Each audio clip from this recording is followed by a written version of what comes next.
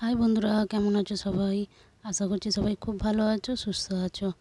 আর সত্যি কথা বলতে আমি একদমই ভালো নেই। তো মন শরীর কোনোটাই আমার ভালো নেই এখন।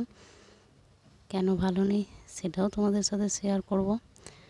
তো সত্যি কথা বলতে ভিডিও আমার ক্যামেরা ধরার জন্য খুব অসুবিধা হচ্ছিল, তাই কদিন আমি ভিডিও দিইনি। আর তোমরা তো জানো তোমাদের দাদাভাইয়ের শরীর ভালো নেই, আর ক্যামেরাটা যেহেতু ওই ধরে, তো তার জন্যই একটু অসুবিধায় পড়ে গিয়েছিলাম। তো দেখো, বাড়ির তো সমস্ত কাজ হয়ে গেছে, আর কদিন ধরেই এখন নিম্নচাপের মতন বৃষ্টি হয়েই যাচ্ছে আমাদের এখানে। মনে হচ্ছে এখন সব জায়গাতেই বৃষ্টি, কেন যেহেতু বর্ষাকাল পড়ে গেছে, তো সব জায়গাতেই বৃষ্টি। আর আমাদের এখানে তো জল বৃষ্টি হয়ে হয়ে মানে জল উঠে গেছে অনেকটা, এখনও মানে ঘরে জল ঢোকেনি, ঘর ধরে জল ঢোকেনি, শুধু রাস্তাটায় জল আছে। আর আমি যেখানটায় থাকি ভাড়া ঘরটায়, সেখানে উঠোনটায় জল উঠেছে। জামা কাপড়গুলো একটু শুকনো করতে দিতে যেতে খুবই অসুবিধা হয়, কেন সকালবেলা জল মারিয়ে মারিয়ে আমি শুকনো করতে দিই, আর একবার নামতে হয়, একবার উল্টে দিতে নামি, কেন এই তো ওয়েদারের অবস্থা, একবার করে উল্টে না দিলে শুকনো হবে না, তো তার জন্যই উল্টে দেওয়া হয়। কখন রোদ কখন বৃষ্টি বারবার তোলা বারবার দেয়া, বড্ড বিরক্তি এই সময়টা লাগে বর্ষাকালে। কেন বর্ষাকালে মানে মানুষ কাজ করবে, আর বাকি কাজ করবে না, এই জামা কাপড় নিয়ে বসে থাকবে। যতবার বৃষ্টি আসবে জামা কাপড় তুলতে হবে, যতবার রোদ হবে আবার জামা কাপড় দিতে হবে। আর রোদ এলে ভিজে যদি জামা কাপড় ঘরে থাকে, মনটা দেখে উসকুস করে যে জামা কাপড়গুলো মিলে দিই, যে এই রোদটা হচ্ছে, এই রোদেই জামা কাপড়গুলো হয়তো শুকিয়ে যাবে। তো সেই ভেবে ভেবেই বারবার দেয়া তোলা এইসবই করতে হয়। তো যাই হোক, জল তো মোটামুটি আমাদের এখানে মোটামুটি ভালোই আছে। তো রাস্তা বলতে আমাদের মানে বাড়িতে ভাড়া ঘরটা যেখানটায় থাকি, সেখানটা বাড়ির ভেতরটায় একটুখানি, যেখানে জামা কাপড় দিই ওখানে উঠোনটা একটুখানি জল গোড়ালি মতন হবে। আর রাস্তাটা যেখান দিয়ে হাঁটাচলা করা হয়, তো সেখানটায় মোটামুটি হাঁটুর একটু নিচে, একটু বলবো না আর একটু নিচে, তো এতটা পরিমাণে জল। তোমরাও কমেন্টে জানাবে তোমাদের ওখানে কতটা কি জল জমেছে। তো বর্ষাকাল অনেকের বাড়ির ভেতরেও জল ঢুকে যায়, সত্যি তাদের খুবই কষ্ট। আর বাড়ির ভেতর জল ঢোকা মানে মানে কোথায় কি রাখবে জিনিস, কোথায় মানুষ থাকবে, কোথায় জিনিস রাখবে, খুবই বোঝা দায় হয়ে যায়।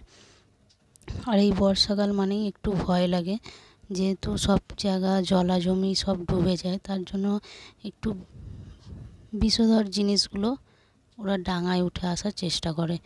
আর ডাঙাতে তো মানুষ বাস করে, তো তার জন্য না অনেকটা ভয় লাগে। তোমাদেরকেও বলবো একটু সাবধানে থাকবে, দেখে শুনে থাকবে। বিপদ মানুষের বলে আসে না, কখন বিপদ আসবে, ঠিক আছে? একটু সাবধানে দেখে থেকো, কেন জল সব জায়গাতেই উঠেছে। আর যেহেতু জল ছেড়েছে তার জন্য না অনেকটা জল পরিমাণে অনেক জল খুব তাড়াতাড়ি বেড়েও গেছে। আর যেখানে জল এত তাড়াতাড়ি ওঠে না সেখানেও জল উঠে গেছে, আর যেখানে জল জমে না কোনো দিন সেখানেও জল উঠেছে। আমার শ্বশুরবাড়িতে তো অনেকটাই জল, আমি যাইনি, আমি গেছিলাম অবশ্য একদিন। তো আমাদের শ্বশুরবাড়ি ওখানে ঘরে দৌড়ে সব জায়গাতে ঘরের ভিতরেও জল ঢুকে গেছে। তো সব কিছু উঁচু করে রাখা হয়েছে, যেহেতু আমার আলমারিটা আমার মেশিন সব ওখানে পড়ে আছে, তো মেশিন আলমারি সব আমাকে আগে থেকেই উঁচু করে রাখতে হয়েছে, কেন যেহেতু আমি জানি ওখানে জল উঠবে। কেন এবছর একটু বর্ষাটা বেশিই হবে দেখে মনে হয়েছিল, আর পরে হলে না খুব অসুবিধায় পড়ে যেতাম, কেননা আমি আলমারিটা তোলার মতো লোক পেতাম না, আর কাকে দিয়ে করাতাম, তোমার দাদাভাই ছাড়া কে করবে। তো তার জন্য ও যখন একটু ভালো ছিল তখন ওকে দিয়েই, আর আমার শ্বশুরমশাই আরও আমার দেওর সবাই মিলে ধরে সব চাগিয়ে তুলে দিয়েছে। তোমরা তো জানো আমার আলমারি তো আমি ভাড়া ঘরে আনিনি, কেন যেহেতু ওটা খুব ভারী, তার জন্য তোমার দাদাভাই বললো যে আলমারিটা এখন আপাতত এখানেই থাক, পরে নিয়ে যাব। তো পরে পরে করে আর আনা হয় না, যাই হোক ওখানেই পড়ে আছে। তো নতুন জামা কাপড় আমি কিছু পরার ইচ্ছে করলে আমি নিয়ে আসি, আবার গিয়ে কেচে তুলে আসতে হয়। আর তোমাদের দাদা ভাইয়ের শরীরটা তো ভালো নেই, তোমরা সবাই জানো। ওর যে স্টোন পাথরটা ছিল, তো সেটারই আমি তোমাদেরকে সবাইকে বলেছিলাম যে ওর শরীরটা খারাপ। আর এই কদিন ভিডিও না দেওয়ার কারণ তোমার দাদাভাই ছিল না, তো হসপিটালে ভর্তি করেছিলাম, অপারেশনের ডেট দিয়েছিল, তো তার জন্যই ওকে ভর্তি করা হয়েছিল। সেখান থেকে অপারেশন করে আনতে, ওকে ভর্তি করতে আমার মোটামুটি 1 সপ্তাহর উপর লেগে গেছে।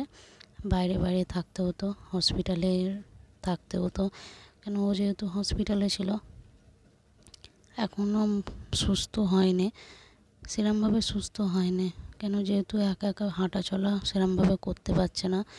আর খুবই অসুবিধা, মানে কি বলবো তোমাদেরকে, মানুষকে দেখে মানুষের যে শরীরে কত রকমের রোগ হয় একমাত্র ভগবানই জানে। আশীর্বাদ করো যেন তোমার দাদাভাই সত্যি খুব তাড়াতাড়ি সুস্থ হয়ে যায়, কেন ও সুস্থ থাকলে আমরাও একটু সুস্থ থাকি। ও শরীর ভালো নয়, তো আজ বেশ কিছুদিন হয়ে গেছে, বেশ কিছুদিন বলবো না, বছরখানেক হয়ে গেল ওর পাথরটা ধরা পড়েছিল। যেহেতু পয়সার অভাবের জন্য আমি ওর চিকিৎসাটা টাইমে করাতে পারিনি। আর এখন যেহেতু ওর চিকিৎসাটা করিয়েছি, অনেক টাকাই আমার খরচা হয়ে গেছে। আর এখন খুবই অভাবের মধ্যে আমি আছি, মানে সংসারটা আমার কীভাবে চলবে পরে আমি নিজেও জানি না। কেন তোমার দাদাভাই বসে থাকবে, যেহেতু ডাক্তারে এখন রেস্ট দিয়েছে, আর অপারেশন হয়ে সবে এসছে, তো মানে এখন মোটামুটি বেশ কিছুদিন রেস্ট। কেন 1 মাস পর ওকে আবার চেক আপে নিয়ে যাব, দেখি ডাক্তারবাবু কি বলে। আমাকে তো 2 মাস হাসপাতাল ঘর করতে হয়েছিল, যাতায়াত করেছিলাম, তখন ভর্তি হয়নি, ডাক্তারের চেক আপে ছিল, তার জন্যই মানে হাসপাতাল ঘর 2 মাস ধরে করেছি। তারপরে গিয়ে ওকে ভর্তি নিয়েছিল, কিছু রিপোর্ট বাকি ছিল, তার জন্য ভর্তি নেয়নি। তো রিপোর্ট করিয়ে ভর্তি করে আজকে হয়ে গেছে 4-5 দিন, না 4-5 দিন বলবো না, 3 দিন হয়েছে সবাই। আমি বাড়িতে তোমাদের দাদাভাইকে এনেছি, যেহেতু সোমবার দিনে এনেছি, আর তোমরা আমার এই ভিডিওটা পাবে বৃহস্পতিবার দিনে। আর কোনো রকমে তোমার দাদাভাই ক্যামেরাটা ধরে দিয়েছে, সত্যি পারছে না। যাই হোক, তোমরা আশীর্বাদ করো যেন তোমার দাদাভাই তাড়াতাড়ি সুস্থ হয়ে আগের মতন আবার কাজ করে, কেন ওর কষ্টটাও আমি আর দেখতে পাচ্ছি না। এখনও শরীর মানে এতটাই শরীরটা ওর খারাপ। আরেকবার ও যাবে চেক আপে, দেখা যাক কী বলে, তখন হয়তো আরেকবার ওকে ভর্তি নেবে, 2 দিন রাখবে। ডাক্তারবাবুর কিছু চেক আপ আছে, যার জন্য ওকে ভর্তি নেবে। এখনও একটা রিপোর্ট করাতে হবে, 1 মাস পর সেটা করাবো, দেখি কি করা যায়। মানে প্রচুর টাকা আমার খরচা তো হয়েইছে, পরে আমি কদিন পর আমার সংসারটা কী করে চলবে আমি নিজেও জানি না। যাই হোক, মানুষ বেঁচে থাকলে সংসার ঠিক পরে চলে যাবে, আর যার কেউ নেই জানো তো, তার ওপরওয়ালা আছে। যাই হোক, তোমাদের সাথে তো এত কথা বলে দিলাম, শুধু একটাই প্রার্থনা তোমাদের কাছে করব, তোমরা শুধু একটু আশীর্বাদ করো যেন তোমার দাদাভাই আগের মতন সুস্থ হয়ে যায়, কেন ওর কষ্টটাও আমি মানে দেখতে পাচ্ছি না। এক তো হাসপাতাল জিনিস তোমরা যারা করেছো হাসপাতাল ঘর, তারা অবশ্যই যেন হাসপাতাল ঘর সবারই পছন্দ নয়, কিন্তু রোগ হলে আর কি করা যাবে, তাই না? হাসপাতালে থাকাকালীনও তোমার দাদাভাই সেই মতনভাবে ঘুমাতে পারতো না, আর বাড়িতে এসেও নিজেও শুতে পারে না, আর আমারও ঘুম হয় না। রাত্রিরে অনেকবার উঠতে হয়, আর দিনেতেও তো অনেকবার উঠতে হয়, কেন বাথরুম যায়, তো তার জন্য উঠতেই হয় আমাকে। যাই হোক, ভিডিওটা নানান কথা বলে অনেকটা বড় করে ফেলেছি তোমাদের কাছে।